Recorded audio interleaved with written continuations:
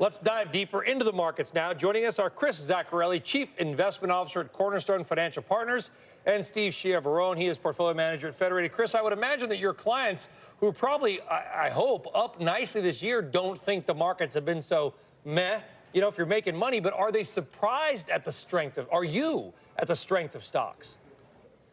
I'm not as surprised at the strength of stocks. I mean, this is what we were calling for at the end of last year, and we really saw a lot of good things happening. It's the global recovery. The economy is doing well around the world, and even in the U.S., it's not growing as fast as we'd like.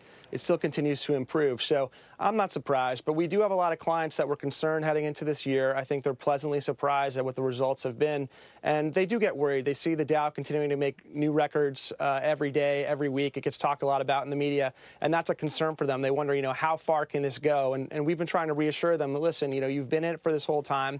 The reason we're in it is for good fundamental reasons, both corporate earnings growth. You know, now we've got a second quarter of double-digit earnings growth, and we have an economy that's growing not only in the U.S., but also around the world. And for those reasons, you know, we're telling people to kind of stay put and to stay calm.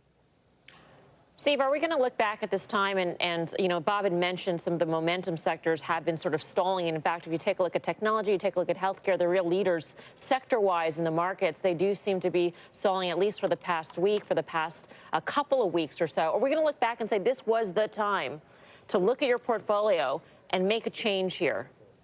Well, look, we see four reasons why we could see an August swoon. We would invest through that and actually buy it, though. Those four reasons are earnings season is going to wane, and that's been a catalyst, or at least allowed us to be patient in the face of disappointments out of Washington.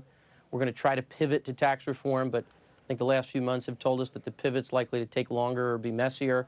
We think Yellen is going to use her August Jackson Hole speech in order to launch or begin to get the market ready for a September launch of balance sheet reduction. And the next jobs report, that August report's always kind of funky. It's missed by, on average, between 40 and 50,000 jobs, which could spook folks. So we would use that as an opportunity to buy things that we like. We like cyclical value. Chris, you mentioned earnings growth. I'll give you that. There's no denying it. Low teens or so EPS growth, but you don't have the commensurate revenue growth to back it up. At what point does that matter? It's definitely, you know, something worth watching. You know, obviously, you can continue to grow earnings only to a certain point. You know, they do have to drive revenue growth, and that's why all these economic numbers are important. You really need to see U.S. GDP increase. You know, that last number, 2.6%, is great, but it only really brings the, you know, the first half to 1.9, maybe 2%.